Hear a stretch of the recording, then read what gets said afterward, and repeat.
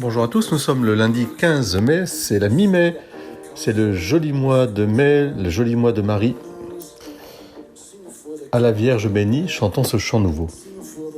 Pendant toute la semaine, nous serons accompagnés par For King and Country, un concert incroyable qu'ils ont fait il y a un an pour un convoi humanitaire pour l'Ukraine, dans le désert de Mojave.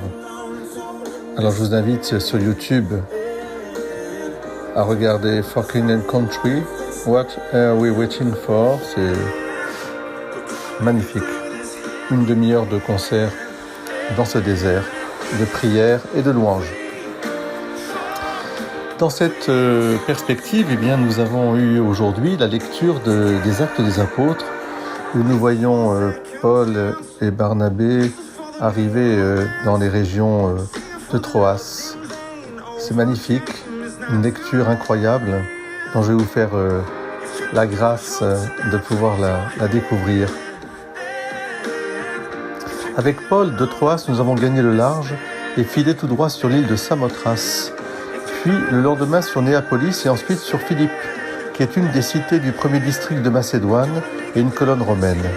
Nous avons passé un certain temps dans cette ville et le jour du sabbat, nous en avons franchi la porte pour rejoindre le bord de la rivière, où nous pensions trouver un lieu de prière. Nous nous sommes assis et nous avons parlé aux femmes qui s'étaient réunies. L'une d'elles, nommée Lydie, une négociante en étoffe de pourpre, originaire de la ville de Thyatire et qui adorait Dieu, le Dieu unique, écoutait. Le Seigneur lui ouvrit l'esprit pour la rendre attentive à ce que disait Paul, et quand elle fut baptisée, elle et tous les gens de sa maison, elle nous adressa cette invitation. « Si vous avez reconnu ma foi au Seigneur, venez donc dans ma maison pour y demeurer. » C'est ainsi qu'elle nous a forcé la main. Voilà comme Luc rapporte ce voyage extraordinaire. Cette femme, Lydie, est comme un exemple de toutes ces femmes qui se dévouent, qui sont toujours dans l'écoute, l'attente, ce désir immense d'un amour plus grand qu'elle porte toujours en elle. Et j'aime beaucoup le fait qu'elle ait dit « Si vous avez donc retenu ma foi au Seigneur, venez donc dans ma maison pour y demeurer. » Et c'est ainsi qu'elle nous a forcé la main. Qu'est-ce qui nous a forcé la main ? Eh bien, c'est l'amour.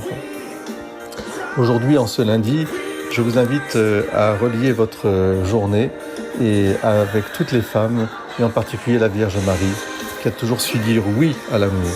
Soyez bénis, mes frères et sœurs. Bonne journée.